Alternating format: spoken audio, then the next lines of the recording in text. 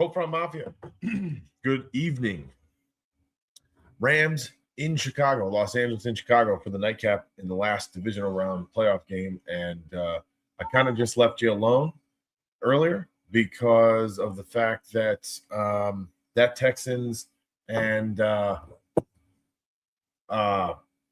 my goodness, who the hell did they play? The Texans and the Patriots game was just not to my liking. I didn't really care that much to watch that game because it was horrible from the beginning.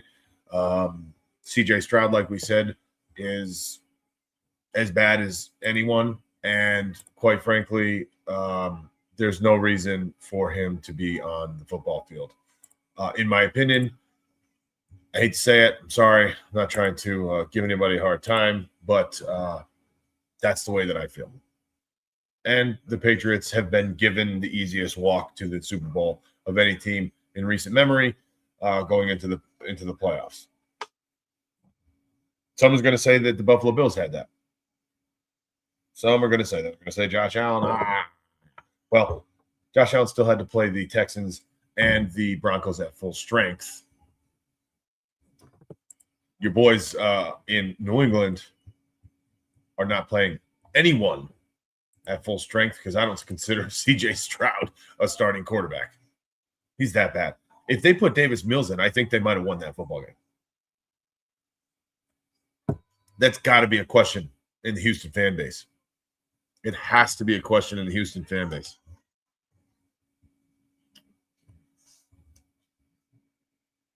But we shall see. Why did DeMeco Ryan not put Davis Mills in the football game? Really don't know that answer. And I don't know that we ever will. But such is life. Now we're on to the last divisional round playoff football game. I mean, it's a good one. The Bears and the Rams. The Rams, the storyline is kind of Matthew Stafford, MVP, finalist candidate, top two between him and Drake May, most likely, going into Chicago with the ridiculously inclement weather that the Rams are not accustomed to playing in, and some think will not be ready for, and will not be able to play in against the Chicago Bears, who are kind of like the the darling with their underdog story. I think 5 wins was what the Bears put up last year in the left-hand column of the win-loss record. 5. I missed we saw the first half, but we weren't online, and it was a good first half of football, I tell you that. Bears came out in their first possession, they got the ball, first kickoff, drove down the field pretty easily, and threw an interception almost in the end zone. I think they were in the red zone. Rams came down, scored a touchdown. Chicago came back, scored a touchdown. Then they exchanged field goals right at the end of the first half. First drive of the second half, the Rams received the kickoff, and I think they got 1 or 2 first downs, and then they punted. So now Chicago has 2nd and 7 on their own 7. Scores 10-10 with 11:23 left.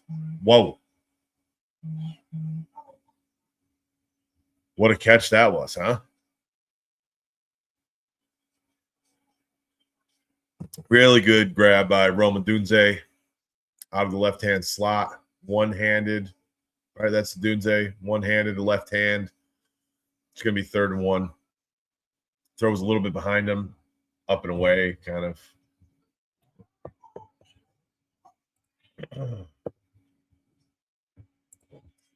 Yeah, 3rd and 1. Loveland goes in motion to the right. Under center, QB sneak. Wasn't really a tush push. It was just a straight-up sneak, and it looks like he got it. Both the referees from both sides. Of course, they're not lining up with each other, right? But they're both in front of the first down marker. So the Bears are going to have a first down here.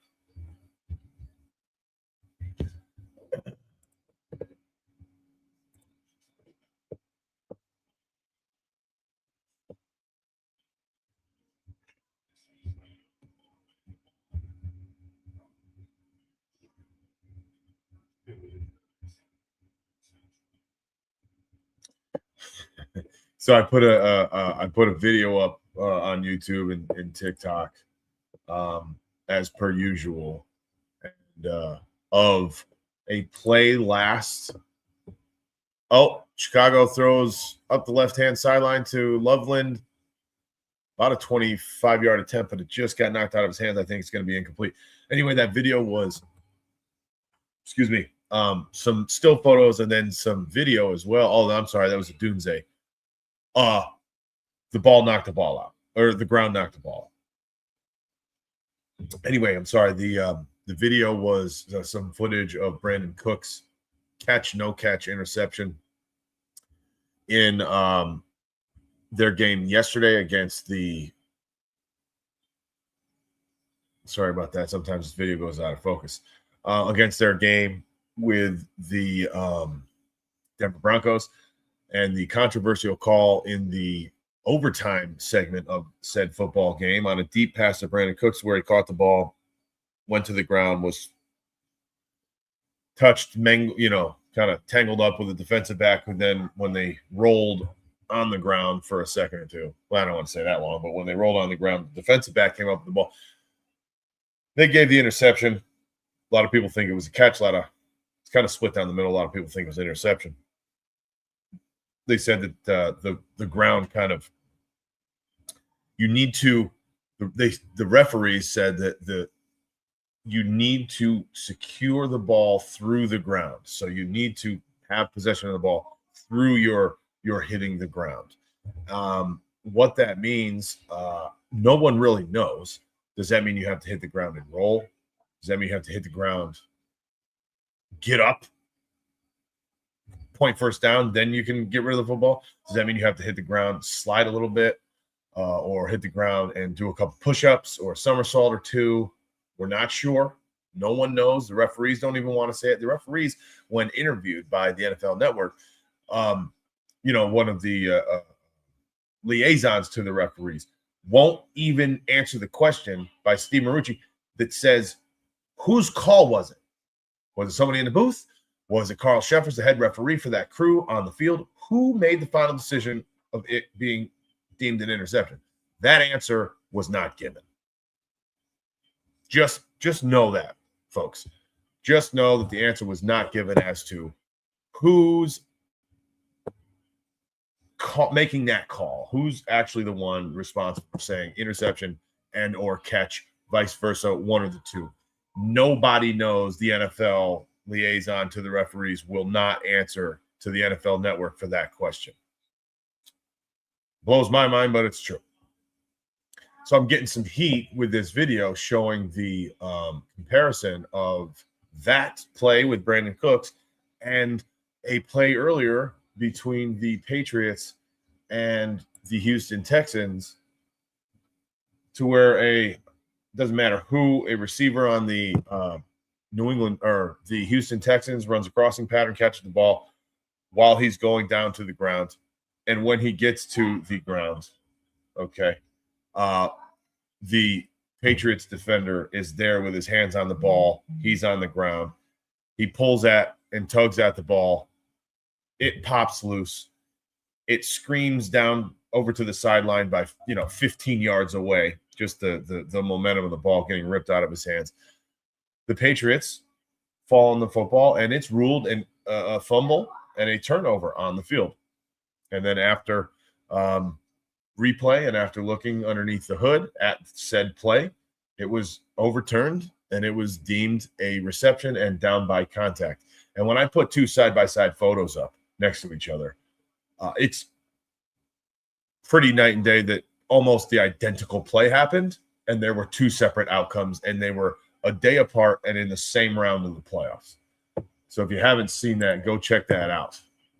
Right on my either TikTok, Cold Front Buffalo, or right here on YouTube. It's a short. It wasn't that long of a video. But, just getting some heat immediately. Hutchinson this is the receiver on New England. Houston. Hutchinson made two steps in a football move. Oh, that couldn't be anywhere further from the truth. Cooks did it. McMillan just wanted it more. Maybe don't turn the ball over 5 times and blame the refs. This is from obviously Patrick Surtain burner account. Okay. Like I care at all about you coming from that account. Refs can be excused. Review cannot. Agreed there. It's period. Not Cooks never had the possession, and the Texans guy did, dummy. I'm the dummy. You can't spell. You can't type or write. Just say it. I digress. Oh, here's a quick snapshot of the difference here. Not really much difference, but let me show you guys. So, buddy of mine, these pictures might be a little bit better the way that it's kind of cropped a little bit. So, let me see here. I mean, pretty self-explanatory, right? These are two different, literally. This here was today. This was last night. Receiver, both hands and arms on ball. Shin, knee down. Defender, hands extended to the ball. No body parts on the ground. Right? Same thing. Look at the bottom. He's even more on the ground with two hands on the football. His whole left side is on the ground. Thigh and left butt and leg. Two hands over the ball in his sternum. Defender, standing up, hands reach down to the football. It's literally the exact same play. Two different outcomes, by the way, folks. Two different outcomes. Two different referees, of course, because they're different games. Two different calls. Top one here, down by contact. Even though he fumbled and the Patriots jumped on the football, they overturned it to say down by contact. He was on the ground when he was touched. That was the refs, the head referee. That was his comments. That was his reaction, his reasoning for overturning it. Down here, it was no explanation whatsoever, and they were so quick to want to go to the next play that you'd never seen anything like it in your life.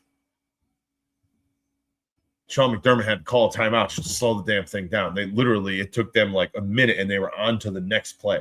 They were like, let's go. You're telling me that a turnover doesn't need more than 60 seconds in overtime of a playoff game?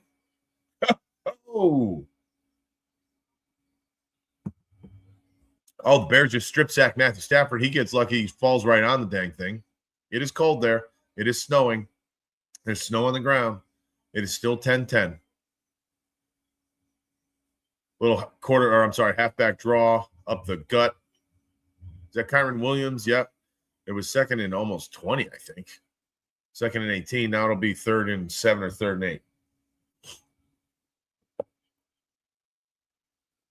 It's going to be a big deal. This is probably going to go down as one of the most controversial calls of all time. It's 3rd and 8, by the way. One of the most controversial calls of all time, I think. I really, honestly do. I really do.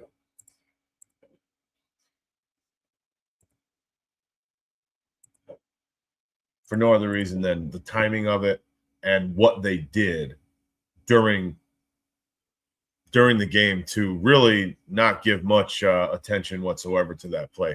Really good play on a wide receiver screen on the right-hand side.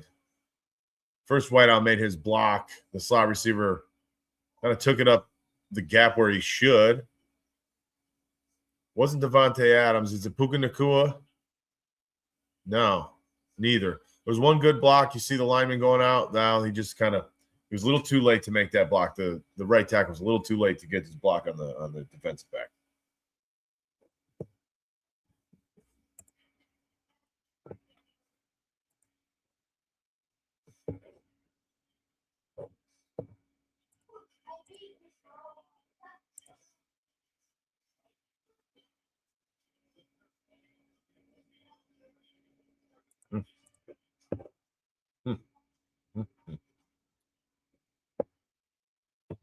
Still 10-10. They're going to punt. The Rams are. Tell me, who do you guys want to win the Super Bowl now? Especially if you're Bills Mafia, Bills fans. If you're not, that's fine too. But my question is, who are we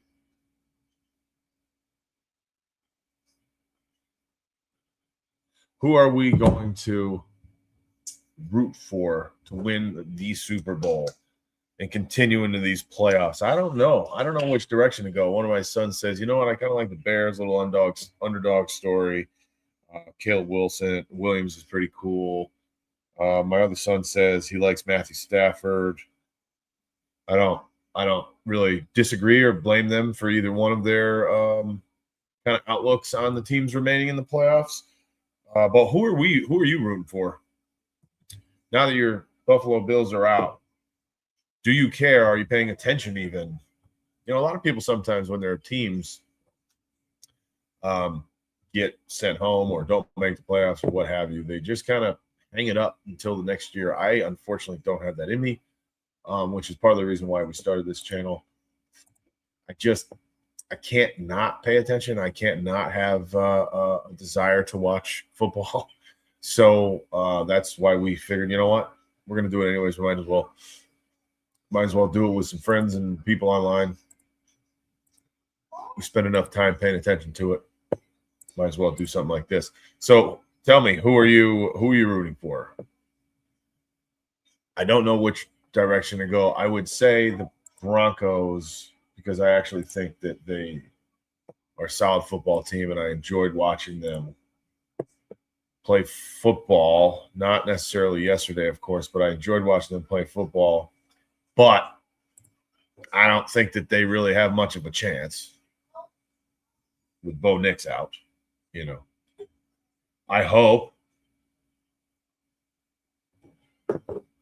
Can he do it? Is the question.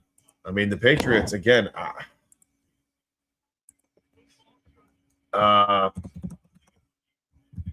Patriots are decent. It's hard to find out what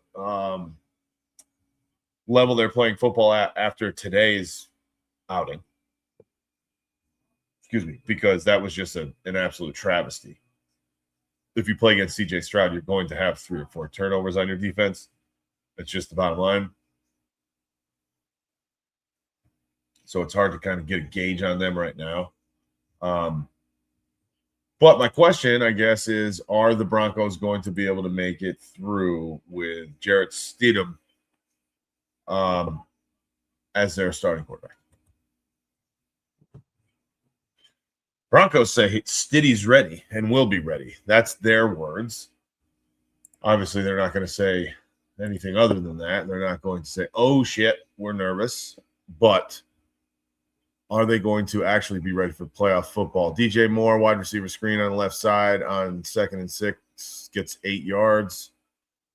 Goes out of bounds. 4 minutes, 40 seconds left in the third quarter. Tie game 10-10.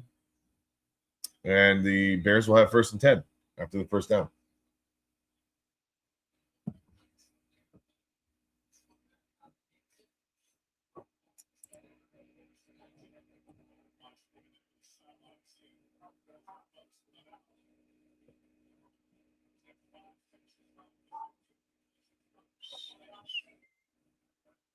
Caleb Williams drops back, rolls to his right.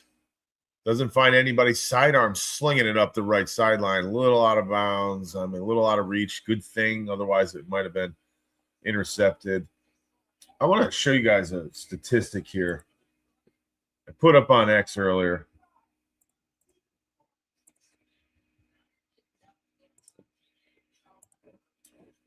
Eddie Oliver came back yesterday for the first time in weeks and weeks. Yeah, that ball was almost intercepted. It actually should have been intercepted by Caleb Williams. So he came back for the first time in weeks yesterday, and he only played in the first half. He re-aggravated. I think I honestly am not even sure whether it was his bicep or his knee. He re-aggravated. He didn't play in the second half. But I went back to each one of his snaps, and you'll see here. The man is such a stud that he puts a stamp on NFL football games very easily and quickly. As soon as he is available and on the field. And even though he's not necessarily known as a big run stopper and a gap filler, take a look at these numbers. Okay, so this is Bo Nix's passer rating when Eddie Oliver is on the field yesterday.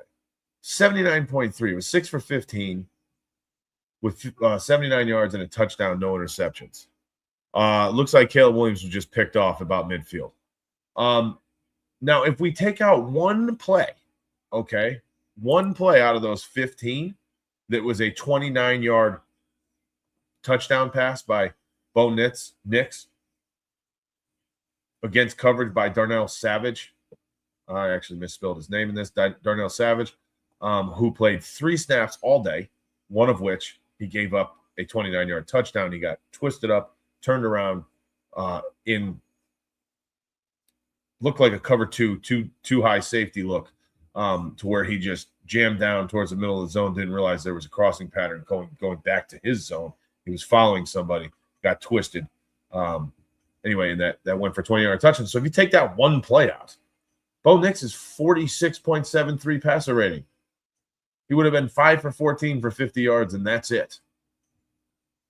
While Eddie Oliver's on the field. I mean, I find that pretty legitimate. That's an entire half of football while he's on the football. Obviously, he didn't play every snap. Can't take that away from the guy. He's an absolute game changer. Like it or not, he didn't get to play for a bulk of this year. I'm not trying to get into excuses, but I'm just saying that really looking forward to him to be back next year and get a full season under his belt. I hope. Either way, he's the real deal. Bo Nix didn't have the greatest game of all time, period. But yeah, that was a real strong outing by Ed Oliver, and he didn't even, quite frankly, he barely even played. He did barely play at all. It's kind of crazy. Yeah, so I think they're looking at the replay for this potential interception, although I'm not totally certain. Just assuming. I kind of missed the broadcast and what they were actually trying to accomplish. My apologies. But I'll let you know as soon as it gets back on.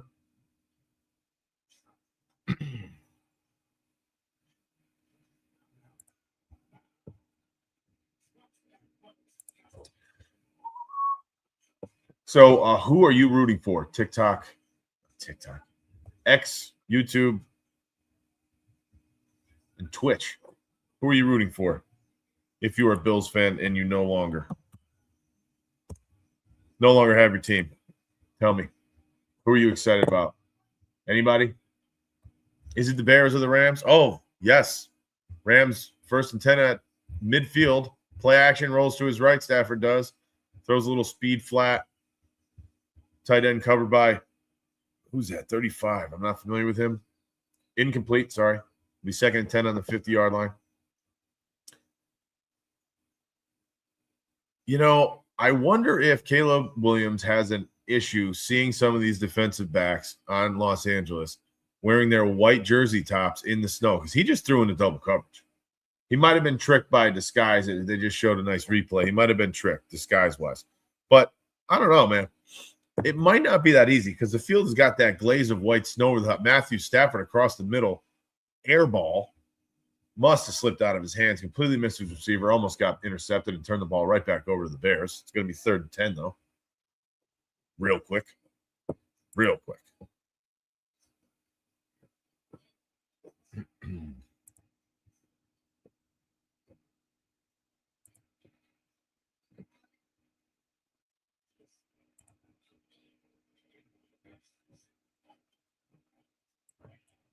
All right, here we go. 3rd and 10. 3rd and 10 right at midfield. Really good field position, excuse me. Stafford drops back, pretty clean pocket, throws out to his right, and out route for looks like Puka Nacua. Overthrown a little bit, maybe. Dropped incomplete. This kid Gordon, number 6 for the Bears, has been all over the place tonight.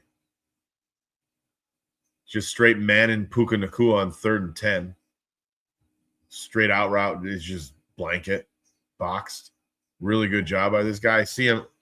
I think he might have a sack or two as well. And he's flying around in coverage.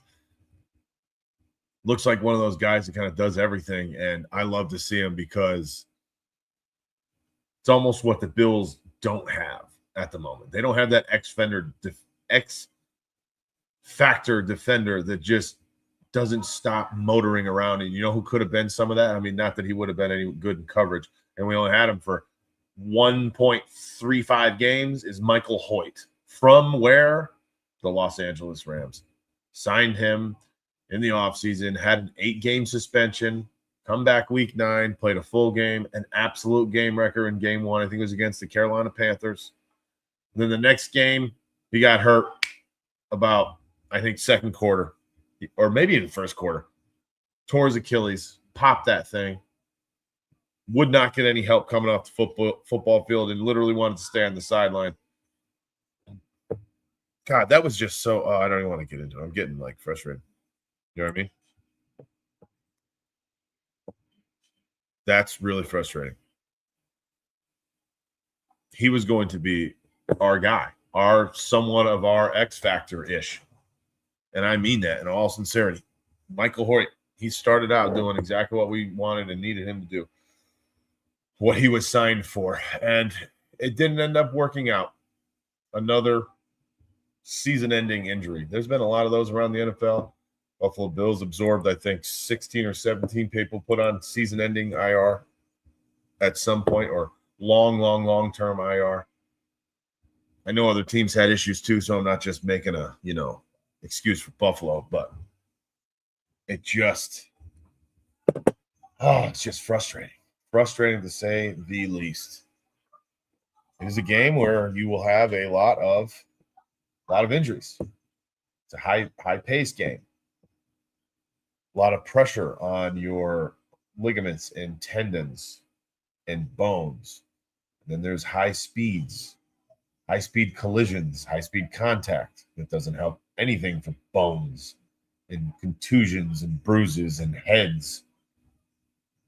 And even on top of that, you got weather. You're playing in bad weather. You're playing in turf. You're playing in all sorts of different conditions. Just does not bode well for staying healthy long-term in this league in the NFL.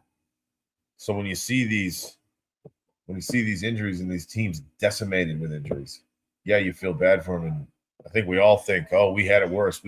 Our team had it worse. I don't know. I think it's tough to determine that, especially the value of any said player that actually, was down with an injury. But who means more? Who means what? It's impossible to tell. Unless it's a really, really high profile guy like a Micah Parsons. That's a big deal. That was a huge deal. Fred Warner, George Kittle, those are big boys. They go down, that's a problem.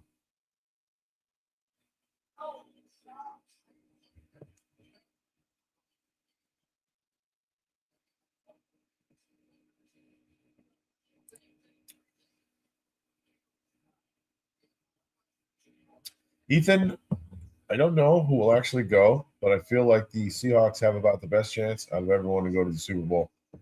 I can't disagree with that. I mean, if we're just looking at divisional games, right, they're the one team that just completely beat up their competition. Completely. But it's only one game, and San Francisco had quite a few injuries, like we were just talking about. So it's not all that easy. But yeah, you would think that just based on what we've seen, that's probably the front runner. I'd have to assume that you're right. And I'm with you there. All right, 3rd and 3. Caleb Williams rolls to his right. Finds his receiver out of the backfield. He's going to pick up about 10, 12 yards, I think, for a first down. First down, up to about the 40-yard line. Yeah, I think it's about 12 yards. Let's see. Slips out of the backfield. Breaks that. Yeah, breaks the linebacker's ankles almost. A little pop option route, or maybe it was just a straight-up out route. But, man, he got himself some separation right away, real quickly. First down, not quite, 37. So, yeah, it was about a 8-yard gain. 1st and 10. That's a delay of game. They never call it, but that's a delay of game. Handball off over the right side, right tackle. About 5-yard gain. It'd be second and 5 for Chicago.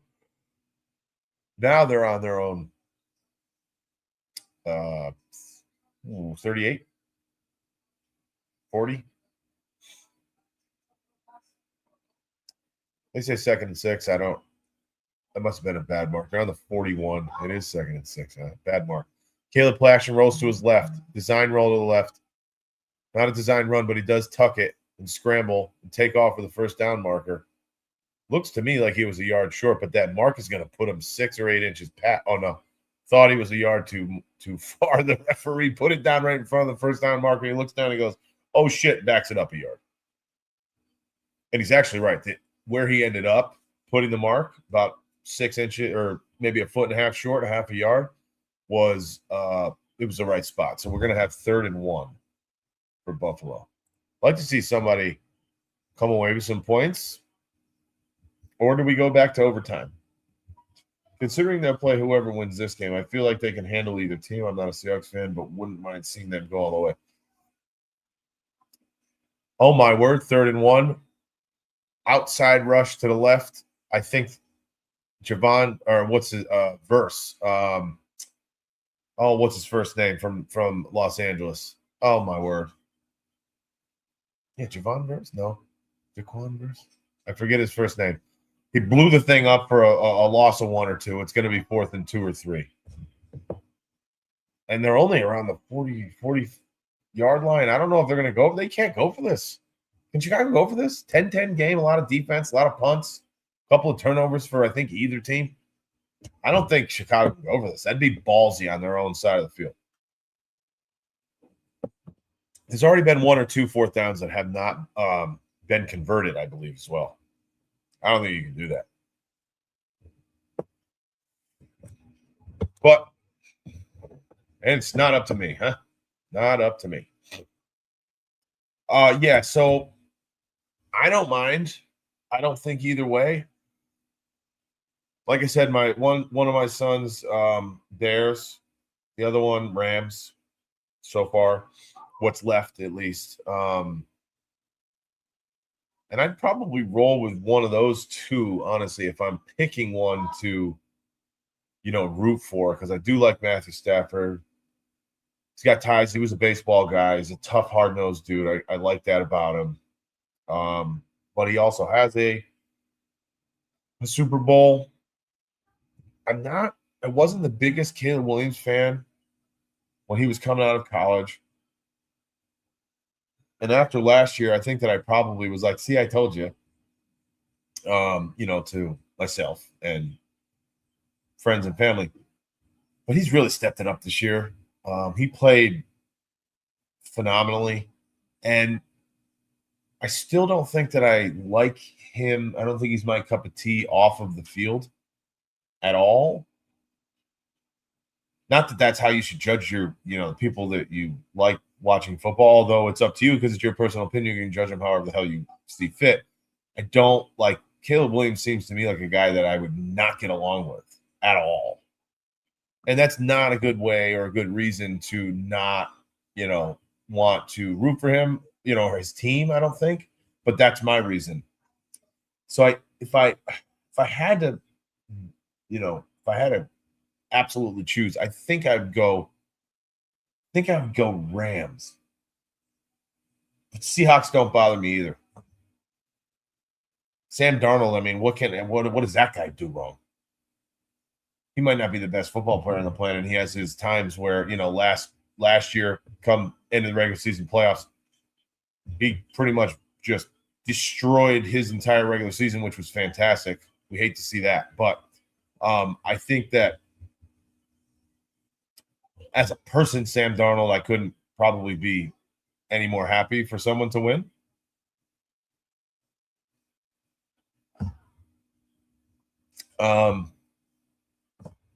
Again, I wouldn't mind if Denver won.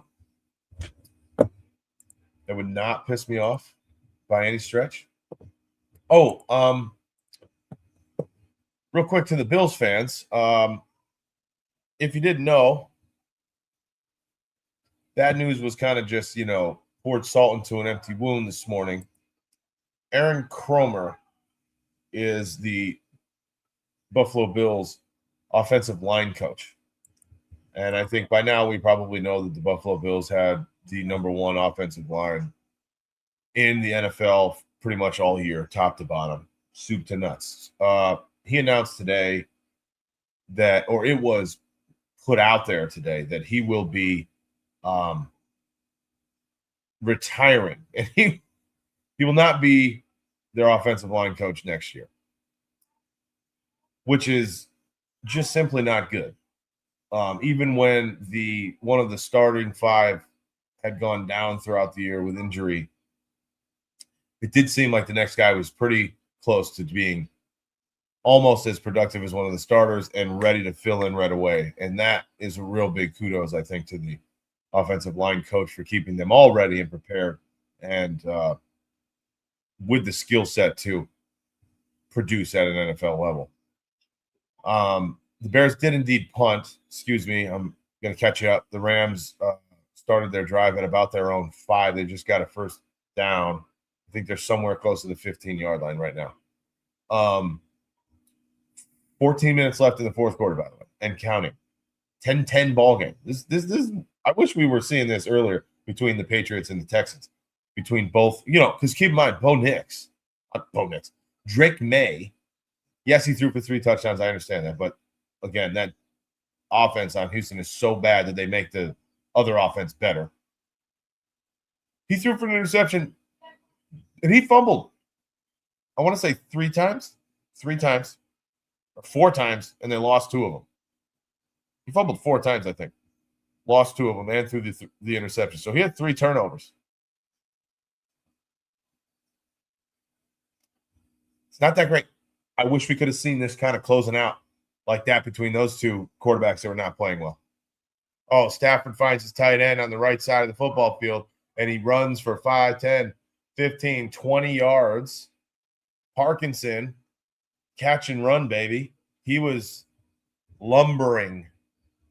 So from their 20, just a straight-up 4-yard curl trying to find a pocket, even though it looked man-to-man to me. Again, I can't tell. I'd have to rewatch it. And he just runs an extra 15 yards for a good touch, started on his own 20. I'm envisioning that he's going to be at, Chicago's 45 is a 35-yard play. Hand off to Kyren Williams, right?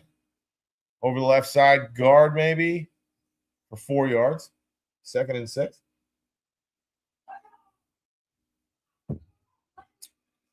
Oh, Stafford's birthday is the day before the Super Bowl, pretty sure. I think he's going to be 38. Good for him. So, fun fact, Stafford's 38 years old. Well, I'm saying he's going to be 38 years old. And he's playing football, making millions and millions and millions of dollars. And I just turned 39 years old in December. And I'm sitting here watching him making millions and millions of dollars playing football. Anyway, he takes a handoff, rolls to his left, doesn't have anything downfield, finds that same tight end on a little 3-yard crossing pattern. Ball gets knocked straight up in the air. Not knocked, but he missed the catch. It gets popped up in the air and comes down as an incomplete. Kind of dangerous. He was looking for Devontae Adams, who was doubled downfield. Yeah, nobody's open. Whew, that was almost intercepted. The route was almost jumped by a linebacker, hand in there, popped the ball up, and then a pursuing linebacker almost came back down to intercept that ball. All right, now we got 3rd and 6. Puka Nacua in motion from right to left, does a little slant. Yeah, the ball goes right to him. That's way too easy. Way too easy. Catches the ball at the sticks, runs for another 7 yards.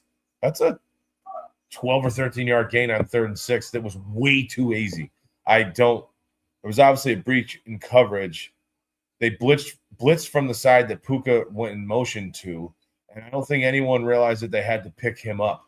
I think they were just a man short on the left side of the football because of their blitz. 1st and 10, shotgun to Stafford. A little wheel route to who's number 18 on St. Louis, on Los Angeles? Little pop to the sideline and then turn your shoulders and wheel route. Stafford just gave him a little fade ball, and he's running downfield with his hands on the D-back, looking up, and the ball had already dropped in front of him 2 seconds earlier. So it's probably like a communication thing, I would assume. Don't think those two guys have really run that play together too often. Jeepers creepers.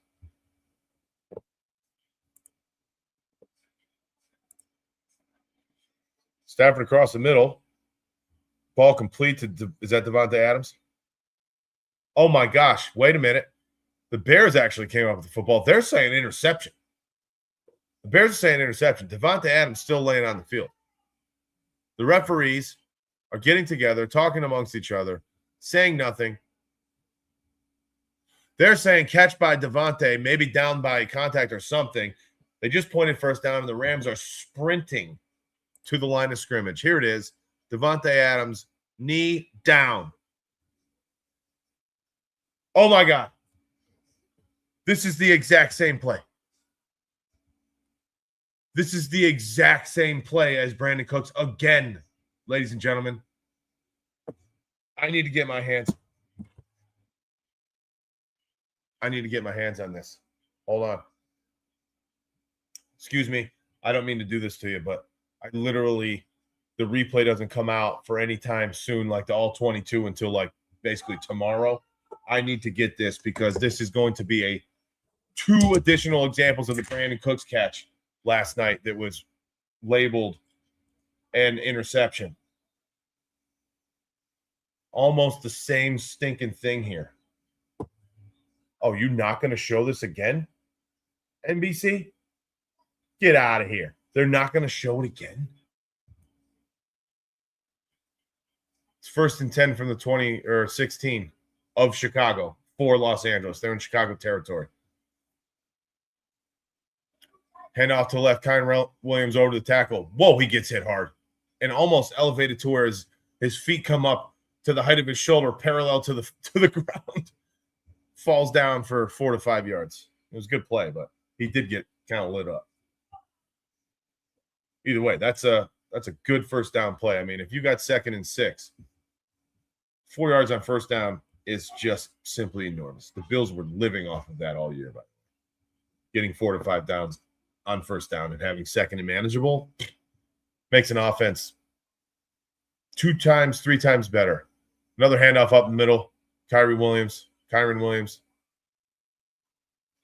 was 3rd and 6. He got 5. He got every bit of 5. It's going to be 3rd and 1.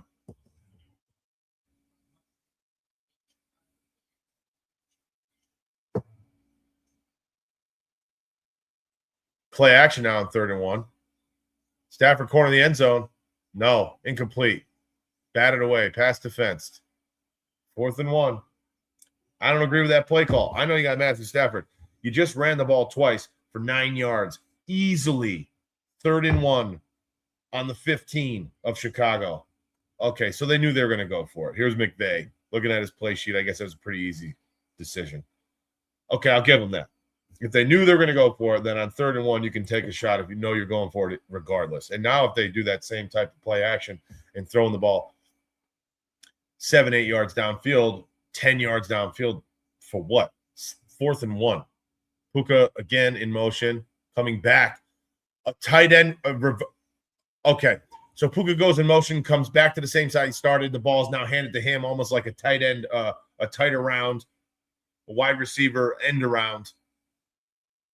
Cuts the ball back in, gets stood up, but fortunately kind of twists his body from that tackle so he can fall towards the goal line versus falling backwards. Barely gets the first down.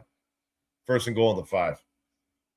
I hope I explained that the way that you can tell that it was a really big play. Kyren Williams takes the ball and almost really an inside handoff, bounces it himself around everything to the right side and gets untouched into the end zone. It's going to be 16-10 Los Angeles. Yeah, he takes the handoff in between the right guard and the right tackle and immediately just bounces himself to the outside. around Puka Nacua that didn't seem to be doing anything whatsoever. That was kind of odd. But he's in, and now the kick is right down the middle too. So it's 17-10. Now it's crunch time, baby. Now it's crunch time. Kind of slow-paced game, not much offense, yada, yada, yada, yada. Well, all of these turnovers and mistakes by both teams, especially Chicago now, is coming back to bite them in the butt. You know, when you make mistakes in the first quarter, and as long as you don't make like 4 in a row like CJ Stroud did today, a lot of times, a lot of people seem to forget that you make them because it's early on in the game. No one remembers, right? Until you get down to the end of the game and you're down, it's a 7-point game in the fourth quarter, and oh my God, there's only 8 minutes left, and it's like, holy shit, where did this game go? If I didn't make these bonehead-ass mistakes in the beginning of the football game, we'd A, would still be winning, or B, worst case scenario, we'd be down within 3 points to where a field goal could at least, again, worst case, tie this football game. No. That's why a mistake is a mistake, whether it's in the first quarter, or in the fourth quarter. A mistake is a mistake, and you have to limit them. These young quarterbacks have to start limiting their mistakes. Caleb Williams is my point. Caleb Williams' first drive of the game, they come out guns a-blazing. They had a really good drive. They were doing what they wanted to. They get just inside the 20 of Los Angeles. He does so a decent ball to Rome Odunze, right around the goal line, kind of his back shoulder, a little bit behind him. It just speeds right through his hands. He drops the pass. It would have been a touchdown. I'll give Caleb Williams that. But there's a mistake in Rome Odunze. Then that very next play, he throws an interception. First drive of the game. I think Los Angeles, if I remember correctly, then drove down subsequently and put 7 points on the board. That was their first touchdown. Now, no touchdowns in between then and the fourth quarter, but that's a huge difference. You had 0 points, right? You had 0 points. Even if you kicked a field goal there, you'd be down 4 now, which is so much different with 8.5 or whatever it is, 8 minutes left in the game. Being down 4 is so much different than being down 7, especially with this kind of weather. That extra point's not a given. When the field is a sheet of ice, extra point is not given. Stafford Showman's experience is the oldest quarterback left in the playoffs. All others are rookie. Jeez, you're telling me, Ethan, I know it. So, I mean, let's go. So, Bo Nix was a second-year guy. Drake May's a second-year guy. I'm going to go through the AFC first. Well, that's it. CJ Stroud is, I want to say, his third year, but we all saw what happened there. I mean, he might be the worst playoff quarterback of all time statistically. And I'm not being facetious. Like, we got to look that up.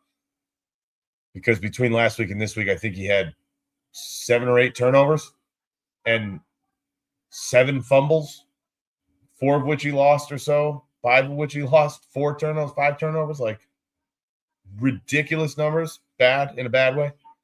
And then you got Sam Darnold, who's been in the league a few years, Matthew Stafford, of course, and Caleb Williams, who's a second-year guy. So even if you're in the league 4 years, you're a veteran compared to the rest of the playoff quarterbacks, right? Veteran. A 4-year guy's a vet. Oh, jeez. All right, here we go, Chicago. 1st and 10 from their 36. Play action. Caleb Williams steps back, has to roll to his left, finds his – oh, my word, what happens here? Rolls to his left, throws the ball to his left tackle.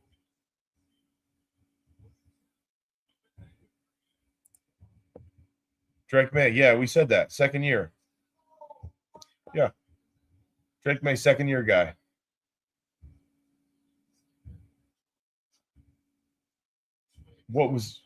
I don't know how long the backup for the Broncos has been in. Right. I see what you're saying. Relaxer, it was the same place.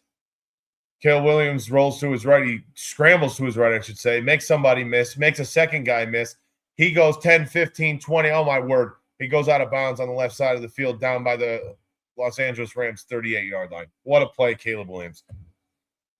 Just scrambles, starts to break down, just make everybody miss. holding the ball like a loaf of bread all over the place, then finally tucks it, gets a good block from one of his wide receivers. That extends that play an extra 10 or so yards. What a play. That's a big body speed guy too. Strength in the lower half by Caleb Williams. Really, really awesome play by him.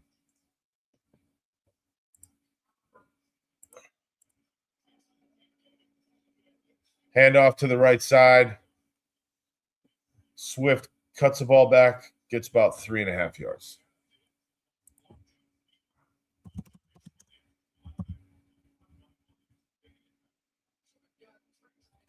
Let's take a look at this, shall we? Because I don't know either.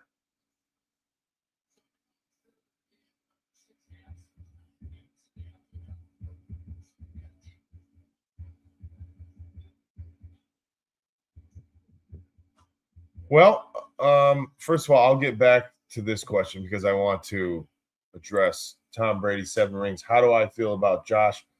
5 turnovers and missed knocks at the end of the game. How do you feel? I think is what you mean, right? Meaning me. We went over this last night in depth. So if you want a longer winded answer, certainly it's up on the channel from yesterday's videos. I probably talked about it more than once. But Josh Allen played a poor football game. And I think Josh Allen is should be as open to as much. It was 3rd and 1. They handed the ball off the middle, almost like a read option play. It looks like they just got the first down, the Bears did. I think he's open to criticism as much as anybody. And quite frankly, if you're making $55 million a year and you're the franchise quarterback, you should be I don't want to say the criticism should be warranted more because you are expected to put more production up for the team and the city and the fans and everybody else. So I've never been against criticizing Josh Allen when I feel that he does something that's poor or that doesn't help the team, hurts the team, so on and so forth. Incomplete to Loveland on the left-hand sideline. 5-yard attempted pass. That being said, Josh Allen had a pretty horrific game yesterday in a lot of areas. And there's a lot of things that I'm sure he wishes he had back. We wish he had back. I wish he had back. The Bills should have won that game by at least 14 points. There certainly could be some Broncos fans that'll hear me say this and say, oh, you're just sour and this and that and the other thing. The Broncos got outplayed by a lot. The Bills shot themselves in the foot from the very first drive of the game when they were on defense after they kicked the ball off to the Broncos. They forced R.J. Harvey to fumble the football. They jumped on the football. The Bills had the football. But on that same play, their defensive tackle, Larry Ogunjobi, just fell off offsides by 3 to 4 inches. And I'm not complaining. I'm not saying that it wasn't offsides. He was offsides. But that should have been 0 points for the Broncos. They then scored 7, the Bills did. So that's 7-0. Obviously, Josh Allen's boneheaded fumble was not just a terrific play by the Denver Broncos towards the end of the first half. That was more of a mental error on him, and he just literally almost threw the ball fucking backwards. Excuse my language. As soon as he got hit at all. That wasn't just some miraculously fantastic play by the Denver Broncos, was it? So there's another 3 points. That's 6 points. Okay. The first interception, good interception. Okay. Good interception. Horrible ball. I mean, he didn't put the ball out in front of his receiver whatsoever, allowing the defensive safety to undercut that route. Where do you get 14? They were up 23-10. They were up 23-10 when? What are you talking about? What does that mean? What point was I speaking about when they were up 23-10? I'm not sure what that means. Where do I get 14 points? I'm actually telling you. James Cook's fumble, which was led to 7 points. It's just a straight up head-on tackle. No, I didn't. I said they should have won the game by 14 points. I said they should have won the game by 14 points at least. Not that we should have been up then by 14. I'm saying we should have ended the game being up by 14 points at least. Those turnovers, pretty much all of those turnovers but one, the big sack fumble on the first drive of the third quarter, I will admit, although, Bonitto just went completely untouched, that was a forced fumble. The other ones were not. The other ones were unforced errors on the Bills, on the Buffalo Bills. And I think they lost the turnover, points against turnover 16-0 or something like that. I believe, right? 3, 6, 9, and 7. Yeah, I think it was 16-0. 3 field goals and 1 touchdown with an extra point. I mean, there's 16 points. We lost by 3, so that's 13 at least.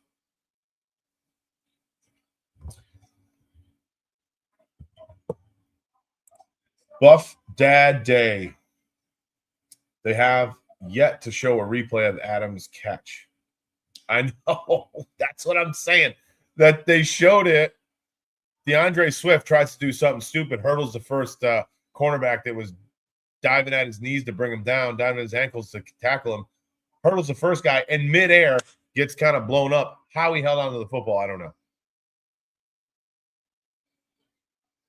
Wow, what a play. I mean, freakish athleticism by Swift. Better play by Los Angeles. We got 4th and goal. We got 4th and goal for the Chicago Bears with 3:18 left in the game from the 3-yard line, maybe even the 2-yard line. Yeah, let's call it the 3.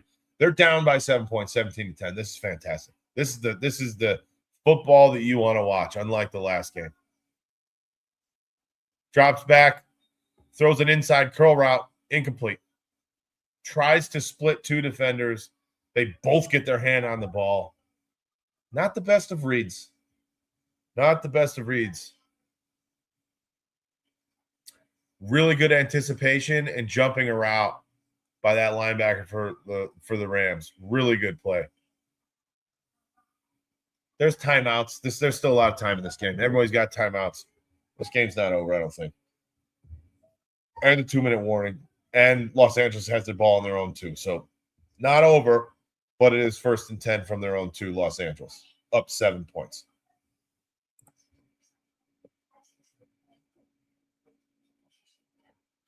So what do you want to add to your team, A.J. Brown, Waddle? I'm not a huge A.J. Brown advocate, I don't believe, because of his off-the-field stuff. He's kind of been prima donna-ish. Too much for me, at least, for my mental. I wouldn't be able to listen to that or hear that stuff. Again, I'm just a fan, but I wouldn't be able to put up with that for too long, I don't think. And I certainly don't think that you can just change who A.J. Brown is, and all of a sudden, if he comes to Buffalo, he's a different human being. I mean, you hear some good stuff about him too, but the whole reading on the sidelines and just not for me. I couldn't put up with it. Jalen Waddle, yes. Jalen Waddle, I actually believe, and I'm on record saying this, I actually think that Jalen Waddle will be a Buffalo Bill, and I think it'll happen in the offseason. I also believe that it should have happened at the trade deadline in the event that the Dolphins did agree to trade for him for a 2026 first-round pick. And my understanding is that Brandon Beane said, yeah, we'll trade for a first-round pick as long as it's 2027 first-round pick. I'm not giving you a 26 first-round pick. And the Dolphins said, well, that's what we want or nothing. And Brandon Beane, the GM of the Buffalo Bills, said, okay, see you later. If that is all true, I am not happy that Brandon Beane would not give away next year's first round pick, but would have 2027 for a talent like Jalen Waddle. But I also think that Joe Brady, I know that Joe Brady had his first, I think it was his first interview that was confirmed, finished, and has happened for a head coaching role with the Baltimore Ravens today, who's our offensive coordinator, Joe Brady. And if he leaves, which I want to say he might, for a head coaching role, he's probably deserved at least an opportunity. I'm not saying that he's going to have a good head coaching career, Not taking that stance just yet, either way, yes or no. But I do think he'll get his opportunity. And that said, I think there's a distinct possibility that Mike McDaniels from Miami is the Bills' offensive coordinator next year, which makes Jalen Waddle even more of an attractive target and making that more of a strong possibility that he comes to Buffalo as well. So you can take that however you would like, but that's my opinion. Tom Brady, 7 rings. Love the name. Love the name. But that's definitely a need. Having a number 1-esque wide receiver is certainly a need. I don't think we pay somebody the farm. I think we have some defensive deficiencies that we need to take care of as well. To be an all-around football team and take a little bit more pressure off. 2nd and 8, hands the ball off. Oh my. Wide right to Williams. His feet are moving so quick. He gets untouched until he passes the first down marker and gets 8 yards. 1st and 10, Los Angeles. So Buff Dad Day. They have yet to show a replay of the Adams guy. You're absolutely correct. And I had my phone ready, and they're not going to go back to it. Why? Why do you think that is, Buff Dad? You're a Bills fan. You obviously know what has been going on here this weekend. Why do you think they're not showing that replay again? That's a huge deal. 2 minutes and 52 seconds left. Oh, and they're brought down. Kyren Williams brought down for a 2-yard loss. That's a huge deal. That play is enormous. That was 4th and 1, wasn't it? No. It was before that. Oh, it was 3rd and 8 or something. Yeah, I think it was 3rd and 8. Man, I can't remember. It was a big play, though. It was a big play. And the Bears all immediately, like it did not take them long. And seeing the replay, they did run it once immediately following the play before they even, I think, made a call whose ball it was. Kyren Williams' left side gets 2 of the 3 yards that he lost back. I'm sorry. I think it was a loss of 3 originally. Got 2 back. I think it's going to be 3rd and 11 here. Clock's going to go down to the 2. No, it's not. Chicago's going to stop the clock at 2:07. I like that clock stoppage. I don't understand why people let the clock run down to the 2-minute warning to then use that as your first timeout when you can stop it before then. You're saving yourself 7 seconds. Those 7 seconds might mean something. You're going to call the timeouts regardless. Right? Instead of letting it go down to 2 minutes and then calling it after the next play, call it now. I totally agree with this. So now they might actually, if they throw an incompletion here in Los Angeles, I guess it's 3rd and 10. If they throw an incompletion, the Bears will have the ball and potentially be able to run a play before the 2-minute warning. Depending on the hang time of the punt, right? 3rd and 10. Stafford on the center. Oh, no, he's not on the center. He's shotgun. I'm sorry. All right, hands the ball off. Kyren Williams up the middle. He only got 3 yards. Hey, they wanted Chicago to have to. They're not going to use that last timeout, but they forced the clock. That's a good job by Los Angeles. They're trusting their defense here. They're saying the time is more of a benefit than trying to get 10 yards through the air and throwing it incomplete. I like McVay's idea there. I'm with McVay. So, yes, with everything that's going on this weekend with the Cooks catch and then the Patriots-Texans example of the ball not being secure or being secure once a receiver touches the ground. And then this Davante Adams thing, you got 3 examples that are damn near the same, and here's the issue. Here's the freaking issue. This is really going to frustrate me more. My blood pressure is going to go up immediately. 2 of the 3 examples are going to be called catches and down by contact. And the 3rd example, which is Brandon Cooks and the Buffalo Bills, is going to be somehow inter-freakinception when neither of the other 2 fumbles were legitimate. And yes, there was no difference between fumble and interception because whether they're ripping it out and it's loose or they're ripping it out and they maintain control themselves, whoever rips it out, there's no difference there. It's the same thing. But that's what it's going to be. We're going to literally have 3 examples of almost damn near the same type of play. It's really hard, obviously, to produce the same play, but close enough to being the same type of scenario 3 times in the same weekend. 2 calls are going to go one way, 1 call is going to go the other way, and the only call going the other way is Buffalo Bills. And the only call going against the receiver is going to be the Buffalo Bills and Brandin Cooks.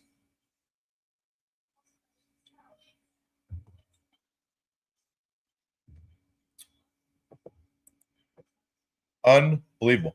And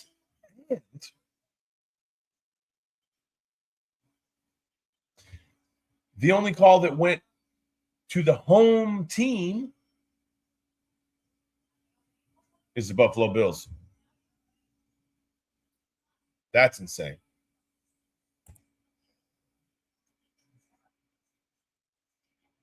Remember the Patriots and Marcus Jones that was ruled for Buffalo? The ball was taken.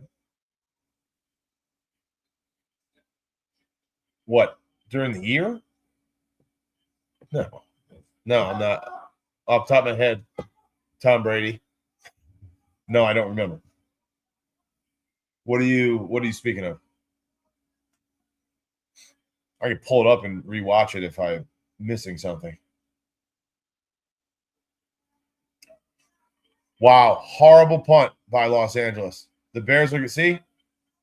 Well, I tell you, this game's not over by any stretch. The Bears are going to have the ball starting their possession with 1 minute and 50 seconds left and 1 timeout at the 50. Maybe they're on 49. That was a horrible punt. I like the idea that McVay actually ran the football and caused the Bears to use one of their 2 timeouts, including the 2-minute warning. When, though? When was this play? What are we talking about? Give me a time frame.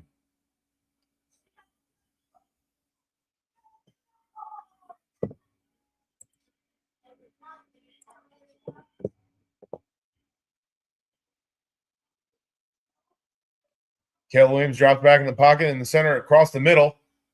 Almost caught and almost incomplete. Or I'm sorry, almost caught and almost intercepted. Both.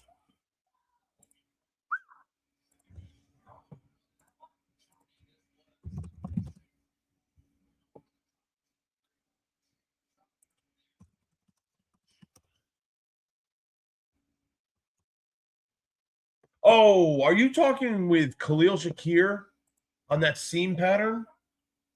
Is that what you're talking about? I think I know what you're talking about. Yes. That seam route where Khalil was backing up, I think, when the ball got to him and Marcus Jones, and they were fighting for the ball. They came down together. He ended up with the football, that sort of scenario. I think that's what you're talking about. Correct me if I'm wrong, but I think I know what you mean. I think.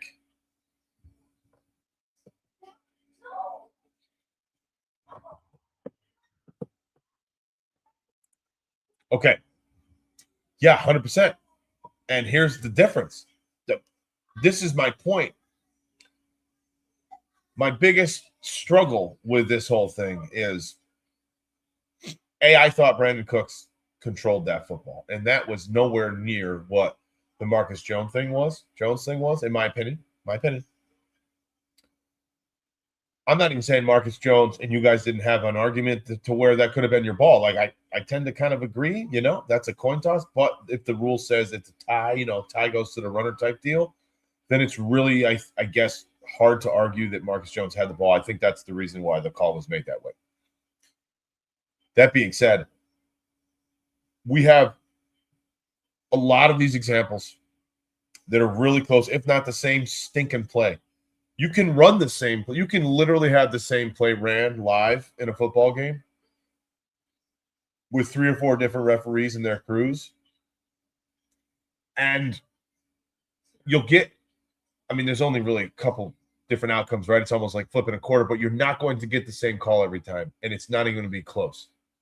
So you can have, interception, you can have catch. In some instances, like some of these potential fumbles, you can have fumble, you can have incomplete. You don't know because nobody knows. We don't know what a catch is, and neither do they. And when they're asked about it, there's really no reference point that they can give us. Because at the end of the day, fans are really the most important thing, are they not? We're the ones paying for everybody. We're paying for the salaries. We're paying for the buildings. We're paying for the TV contracts. Because if we didn't want, it's obviously goes without saying. If it weren't for us, they wouldn't have anything, any money. We go earn the money and then we give it to them. we just give it to them. I mean, how much is this sweatshirt and this hat? It's stupid how expensive these things are. So we can't get an explanation or a understanding from the professionals as to what a catch is and what constitutes as incomplete, what constitutes as a 50-50 ball, what constitutes as a tie goes to the receiver, what constitutes as a fumble versus hitting the ground. In the last 24 hours, I've heard, read, and seen 14,000 different explanations as to what a player needs to do when they go to the ground with the football in order for it to be a reception. You get what I'm saying? Like, and this is not just Bills versus the world. Like, this is an NFL fan. I mean, I'm a Bills fan first, but I'm an NFL fan, of course. And I watch these games, and you don't know. You just don't know. And I hate to say this, I'm not a conspiracy theorist, but Buff Dad said it. I was ready. I don't know if you were in here, Tom Brady, when this happened. Oh, it's 4th and 4, by the way. He's running for his life, tosses the ball up. Oh, my God. Oh, my God, he caught it.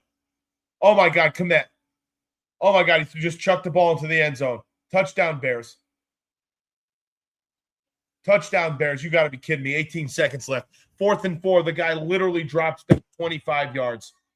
Nobody can get him because he's one of the best scrambling quarterbacks on the planet. He just turns around and just heaves the ball up into the end zone, 5 yards deep into the end zone. And then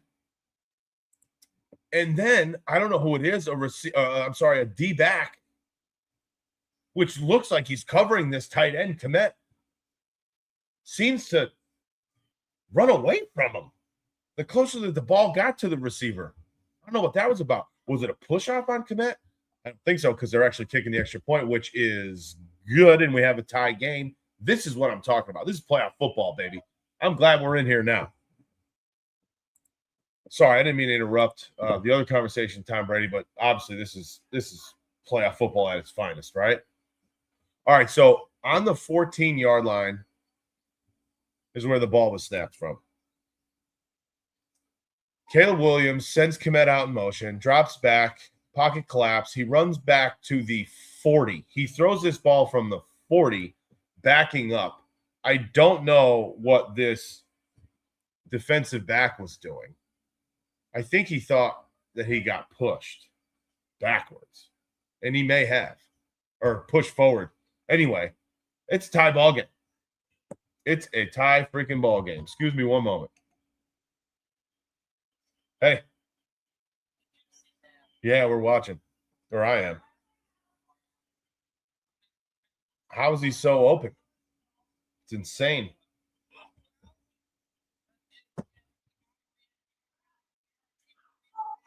Yeah, I know. He ran like 21 yards or something.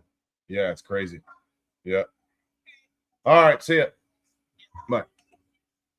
Sorry about that. Somebody called me about this play. Bears fan, by the way. Let's get back to Tom Brady. It's also PI for me what's a hold and what's not. A pass interference or it's like frustrating to you that we don't know what a hold is and what's not. Is that kind of what you mean? Because I'm also on record on these channels saying the same thing, which is I believe that there's literally a penalty on every single play in the NFL, maybe multiple penalties. And I'm just trying to figure out when a penalty is called. Meaning, what forces a referee to decide this is the play that I'm going to call a penalty? Because they can do it on every play. Especially in your instance here, Tom Brady, with holding. There's a hold, let's be honest here. especially in the sorry, I just got to get this thing to focus. Especially with the interior line on every damn play. Every freaking play. So what makes them decide I'm going to throw the laundry now? Oh, or that one is egregious enough for me to call a penalty. That one, they deserve to get 10 yards taken away from them. Or that's the one. Yes, how do we know? Okay, hold on. Yes, how do we know when a wide receiver is being held by a corner? Us in the like watching TV as fans? Is that what you mean by we? How do we know? I tell you what, you watch any one of my live broadcast, my live reactions, especially with the Bills games, I think, I'm quoted saying, boy, do I wish that the broadcast view, what we're watching on television, this is second overtime game of the divisional, by the way. How freaking lucky is the NFL? Anyway, I'm quoted saying that I wish the broadcast view was like the all 22 reviews, which is a wider lens. It's a zoomed out view of the football field. And it's called all 22 because all 22 players that are on the field at one time are under the same camera. It's always under the same camera view. We can see all the players. And I love that so much. In the broadcast view that we watch on TV, you can't. So, yeah, I also have about 9,000 tweets over the last few days that say exactly what you're saying here, which is anyone's explanation as to why, in this instance, Brandon Cook's ball was an interception and not a catch, is because they didn't finish a football move, or they didn't secure it through the ground, or they didn't catch the ball, or they didn't have possession when the play was over. This is like Kurt Warner and like top, mainstream media guys. So I responded back to them. Obviously, I'm probably not going to get a response. I said, okay, Kurt Warner, whose determination is it then when the play is over? It's the referee. It's his opinion, and this is my whole point. It's an opinion-based job. You're going to tell us what the rules mean. Okay, the play is over when? When the gosh-forsaken referee blows his freaking whistle. And the referee can blow his whistle whenever the hell he feels like it. So I guess the rules don't really quite matter if you're saying it's up.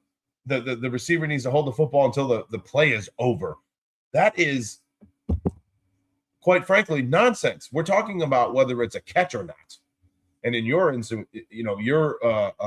example here, Tom Brady, we're talking about whether there's holding or not. There's holding on every single play. How many times do we see clips of D-backs literally holding the undershirts of the jerseys of a wide receiver with an extended arm, and then you see a shirt being torn away like this, right? And there's no penalty. There's no flag. I mean, what's the definition of holding? Well, it's up to that freaking person, is it not, Tom Brady? To your point. Oh, here we go. It's always hold or grab a jersey. I'm with you. And it's up to the damn referee whether they want to throw the flag. So they're not following any freaking rule book, because if they were, then we could get these all right. The technology that we have is just so insane that we could figure it out. Do you agree, or am I crazy? It might slow the games down a bit, possibly, but we could figure it out by the rules. Don't bring up the rules and what they say if you don't follow them. If somebody pulls a jersey in the middle of their running of a route and it's past 5 yards, well, even if it's not, and it's stretched out like this, by definition, that's a freaking hold. Stop, I would say, to all of us and the NFL, stop babying your referees. They deserve to be held accountable. And this is my problem. This is my point that I'm making. It's not just because of what I thought was a bad call or two against the Bills. I mean, our own offensive lineman, Spencer Brown, said, I was holding people every play out there today. I was holding everybody, and they didn't call anything. But again, if that's what they're doing, the inconsistency is what I have a problem with as well. If they don't call shit all day, well, then that's how the game goes. And then all overtime comes, and now all of a sudden they're throwing a flag on every play. How are you supposed to know? I played minor league baseball for a short period of time and college baseball for 4 years.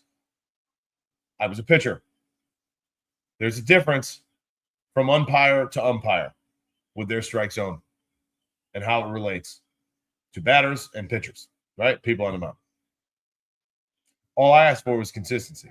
If I know what your strike zone is, and you're going to have a wide strike zone, or you give me a couple inches off the plate inside to a righty, but not off the plate to a righty, outside. Okay, I know what that is. I might not agree with it, but I know what it is. But if you were to give me a certain said strike zone for the first 4 innings of a game, and you completely change it up for the next 5 innings, well, managers, pitchers, and hitters alike are going to have a real big issue with that. But if you're terrible and you're consistently terrible, well, does that make you terrible? I don't know. I think consistency makes people better than how good they actually are. And I think coaches and players will actually agree with that in the event that they were polled. Hey, our referees, would you rather have someone get everything right but be inconsistent with it? Or get everything wrong in one direction or the other but be tremendously consistent, meaning call no defensive holdings ever, call almost no pass interferences unless you're literally tackled 4 seconds before the ball shows up? Or would you rather, the opposite? I think they'd actually go for the consistency, even though it might not be within the confines of the rules. As long as they knew what was their tendency, they'd be okay with it. 3rd and 1, the Rams pitch the ball to the left. They lose 2 yards. Chicago's going to win this game, boys. Can't believe it. Is Ethan still in here? Ethan, you still in here? We talked about this in the top of the show, bro. If Chicago wins this game, I'll be darned.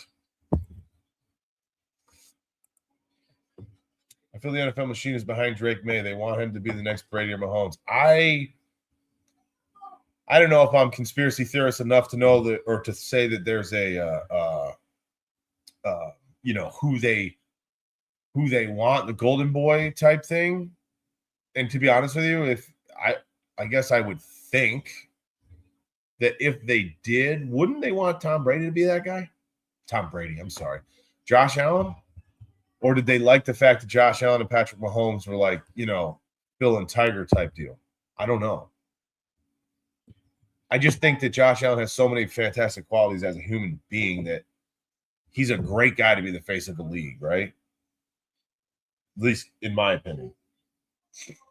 I wouldn't think that they'd want to shy away from that, but who am I?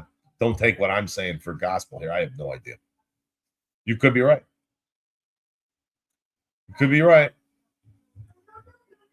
All right, here we go. Bears. Next score wins because Rams already punted their first possession. Fake a pitch right. He rolls to his left. He's going to dump it off to Kmet again on the left-hand side. He gets a first down. Well, he gets about 12 yards.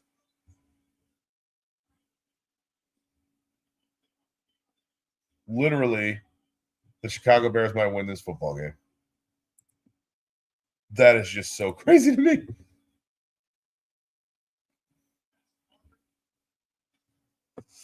So crazy. But good for them. I mean, it's not over yet, but I guess I'm just assuming at this point, which I probably shouldn't do. Just seems like the momentum is in the Chicago Bears side right now. Oh, what do we know here? Dave Portnoy. Somehow, Dave Portnoy has a camera on his TV at all times. Dave Portnoy is saying, I hope everybody's in here listening. Dave Portnoy is saying, and Dave Portnoy hates the Buffalo Bills. Let's be real. He's a huge New England fan, right? And he had his camera, his phone or some shit ready on that TV. I don't know. Somebody just must be watching it 24/7 when the game's on. There is an app. This is him. There's absolutely no difference between this play and the Buffalo play. Adams did not make any move. He caught it, secured it, and he was tackled and then stripped on the ground. Same exact thing, same exact. This is why fans hate the NFL refs. No consistency game to game. I did not read that before we went on this little mini rant here between Tom Brady and I. I just popped up Twitter here now. And I got to say his point is valid. Portnoy goes out of his way to be a douche, But he also, from time to time, will make a pretty decent point. And not just because I'm a Buffalo fan, but that is exactly what I'm talking about. Whether right or wrong, it's just simply the inconsistency and not knowing. And then we have 3 of these same plays on the same weekend. 2 of them are going to go one way, and the other one's going to go the opposite. Caleb Williams scrambles to his right on 3rd and 4. evades a sack, goes downhill up the sideline, lowers his shoulder.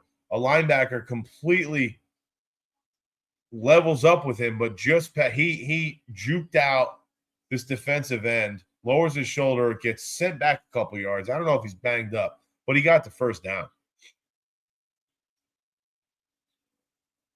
This guy, Caleb Williams, is turning out to be real exciting to watch and the real deal. I've seen so many people comparing May to Brady, and no disrespect to May, but he's certainly not Brady. I mean, yeah, way too early. Way too early. Oh, a little screen pass out to the left. 6 yards for Chicago. Way too early. His draft class is insane. May, Williams, Nix, etc. Yeah, you know what? Unfortunately, I don't know that Nix is going to be that guy. I don't know. Yeah, it's a good draft class, though. I don't know if any one of them. It'll never be consistent. It's all perspective. That's the nail that you've hit on the head. But they'll never admit it. They always say that there's a rule, a method to the. Oh, boy. Chicago gets taken down on a toss to the left for -3. We're going to have third and 7, I think. 3rd and 8, maybe. Another big third down. The toss was actually not that great. But why are they – I don't know why they're running the football, if I'm being honest with you. Let Caleb Williams do whatever the hell he's doing. He did it in the fourth quarter. He brought you back from 21-3 last week. It's not because you were running the football. 3rd and 6. Komet again for 5. Oh, my God. An out route to the right-hand side of the football field. Gets pushed out of bounds. Does not extend the ball, which very easily would have given him his first down. Does not extend the ball out while he was going out of bounds. You know when they do that, and they get that extra yard or two. Didn't do it, so he's short. He's a half a yard short. All right, this is 4th and a half or 4th and 1 at their own 48-yard line.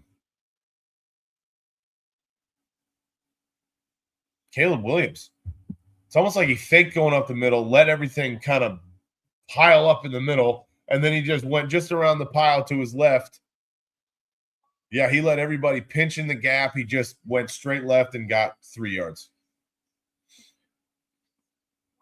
That was more of a plan thing. You know, you get all these tackles and these guards and everybody's nose tackles just packing up the center for a QBC. He just goes, okay, thank you, right around him. They all just fall down. He goes right around him for 3 yards. 1st and 10 in the 49. Toss to the right. 2 yards.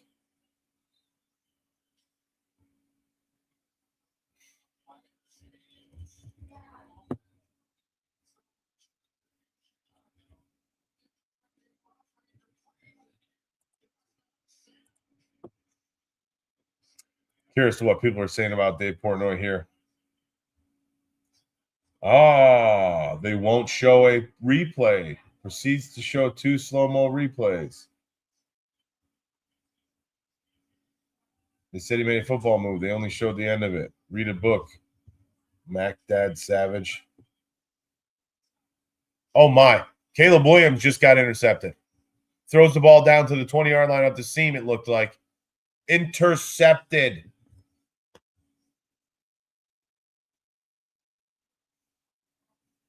Curl, number 3 on the Los Angeles Rams. I'm not familiar with that gentleman. Makes a diving interception. Oh, my gosh, this game is insane. Caleb Williams' arm is ridiculous, by the way. He's just throwing laser beams. Let's see. Here's the behind the quarterback angle. He's looking for a flag like a crosser. DJ Moore, stopped running.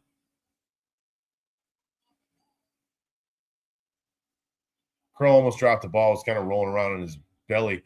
No, literally, DJ Moore looked like his wide receiver almost stopped running his routes. I don't know.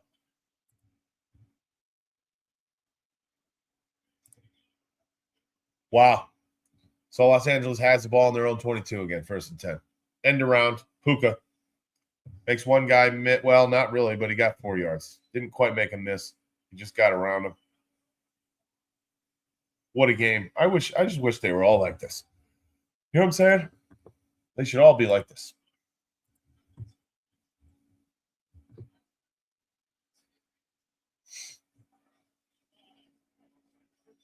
Always got his tight end to the right side for about 15 yards. First down.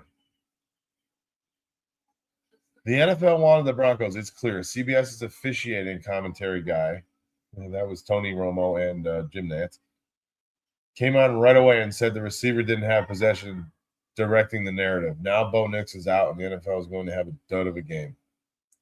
That I agree with. About the, oh my gosh, Matthew Stafford throws the ball 15 yards to his downfield to the left sideline, literally throws it out of bounds. Perfect ball to Devontae Adams, who does he get his feet and he catches the football, drags what looks like both feet, catch both. Here's another ground thing. Is it a reception? Play whistle gets blown. Overtime, remember, you cannot throw a challenge. Everything comes from this fictitious area, which they call New York or the booth. So he catches the ball. Right foot's down. Left foot is dragging. It's up against his chest. It was called a catch on the field. This is really, really close.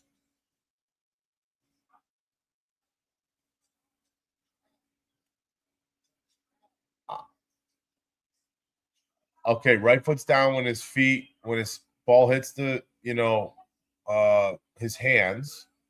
Left foot's behind further in bounds. It's dragging a little bit. I'm telling you that they call this a catch 98 out of 100 times in the regular season. I do feel that way. But again, to Tom Brady's point, it's all perspective.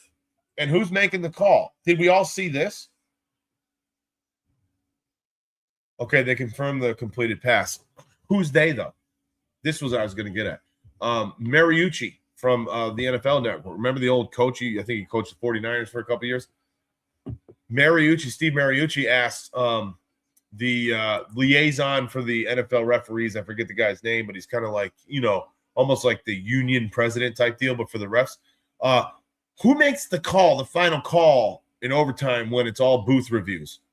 And he couldn't get the answer out of the guy. He would not give him the answer. He would not say it's Carl Sheffers, the officiating crew head for that game. Oh, it's Joe Smith in New York in the booth. Oh, it's the on the field review master Jimmy Guy. Like, he would not give the answer. He was asked more than once. Oh, ball tipped on 2nd and 6. It's going to be 3rd and 6. He wouldn't give the answer. I find that very strange. I wish I can actually play around in NFL on their website and maybe I can find that interview. Although the last time I put video up on a live stream, YouTube shut me down. Did you see the Diggs catch today? I think he's what you miss. Oh, the touchdown catch? I immediately tweeted after his touchdown catch and said Stefon Diggs is one of the best, strongest ball hand receivers that I've ever seen. Such a strong catcher with his hands and such good timing when he has body catches of his hands trapping the ball against his body. Yeah, Bills really don't have that, especially in traffic. I mean, that was in traffic. That ball could have been knocked down, deflected, intercepted, a whole bunch of things.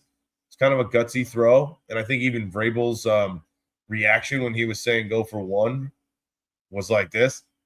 Kind of one of these things like, holy shit, I can't believe we got away with that. I didn't really love that throw type of deal. 3rd and 6 for the Rams on the Bears 43. Middle of the field, just 2-down territory. If they get 4 yards, are they going for it? Probably. They send the house. Puka Nacua They send the house. Catches and runs for 10, 12 yards. Where were they? The 30, what were they? The 43? I think they were down to the 30. They got 10 yards.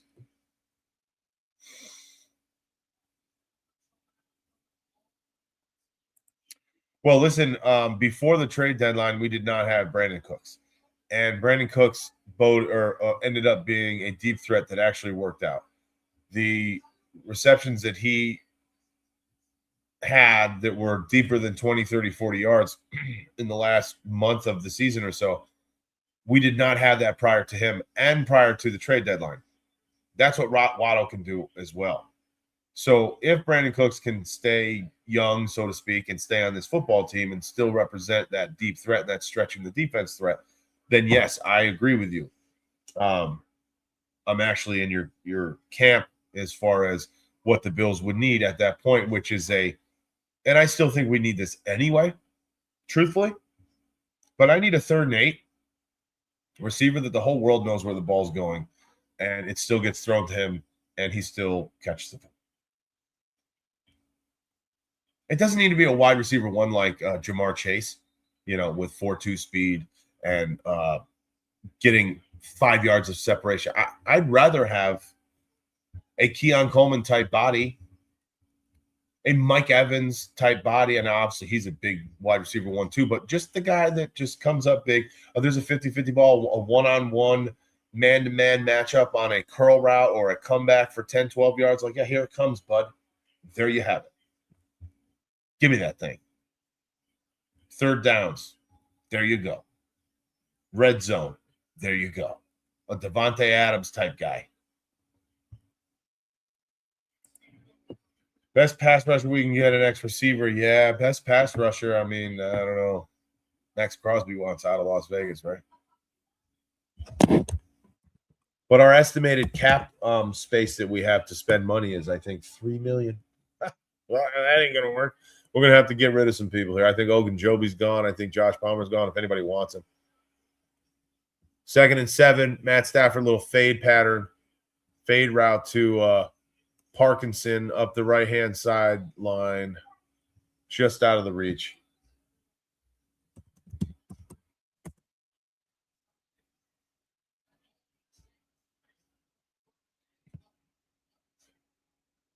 Well, Tom Brady, I mean, you're doing a little bit of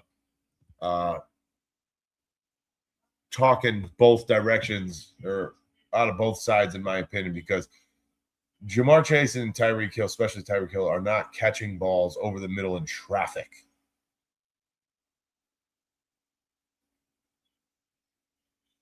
Fade to Parkinson didn't win the game. That's a great point, Relaxer. It absolutely did on that comeback against the Panthers. That same play they just ran. Holy goodness. Now, don't you find it odd that last week – oh, well, this will win it too. This field goal would win it also. But don't you find it odd that they have Puka Nacua and Davante Adams, and the last 2-3 plays that they run, they're thrown to their tight ends? Find that a little odd? Unless the Bears are just, sending so much attention to the other guys. I don't know. This is this is not that far of a field goal. And he hit it. Rams win in overtime. Field goal Los Angeles to go to the NFC Championship game. Caleb Williams is on the sideline, not happy. Don't blame him. He had that game. Turnovers. Now, that second turnover, the first one I think was his fault. I can't really remember it, to be honest with you. Second one was a bit of a stretch, but it looked to me as if his number one receiver, DJ Moore, literally stopped running. He had his momentum on his crosser or his corner routes, and he threw it out to lead him. Looked like he slowed down or even stopped. Almost as if he didn't even realize the ball was coming his way. What a game, though. What a game. Los Angeles Rams, in the freezing cold of Chicago, are going to the NFC Championship game next week, and they will be going to – just watching this ball, this fade route. Oh, no, that was – oh, my God, the unbelievable throw by Caleb Williams. Oh my God, the unbelievable throw by Caleb Williams. So this is what everybody thought they were going to see, right? In the NFC, at least. We're going to see the Seahawks and the Rams. I mean, everybody knew that. In the AFC, you got the 1 and the 2 seeds. I don't think anybody thought that was going to happen.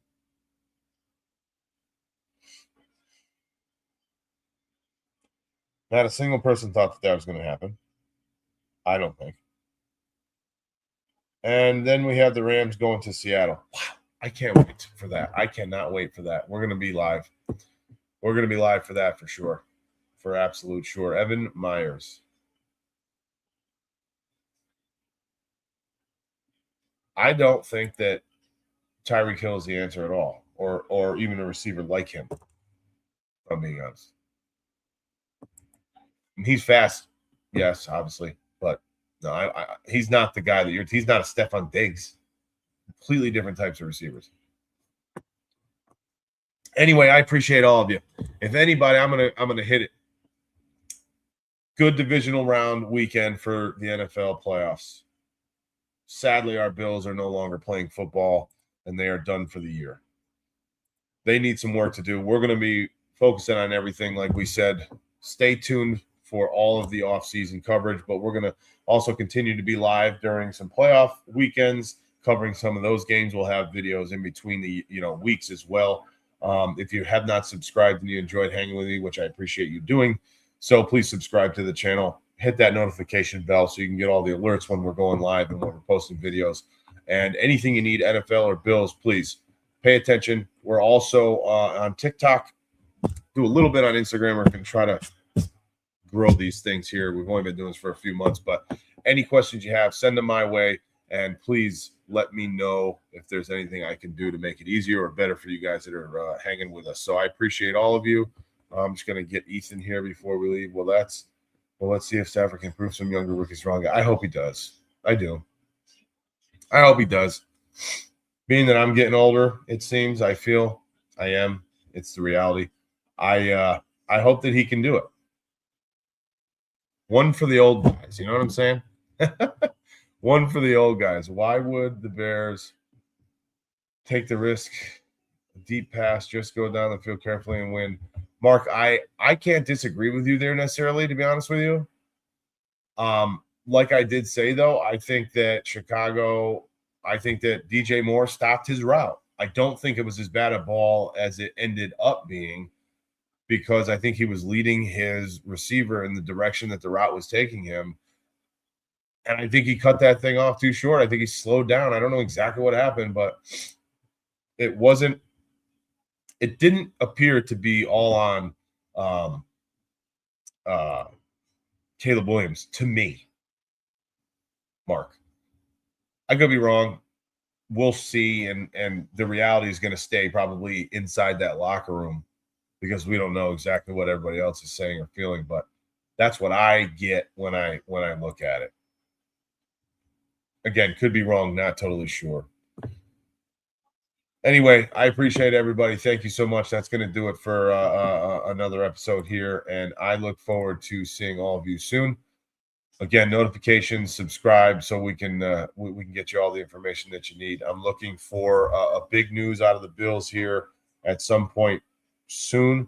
Don't know what it will be, but I think it'll be something that is going to be relatively big. We shall see. I'll let you guys know as soon as I hear anything. Appreciate you. Have a great night. Cold front, baby. Talk to you later.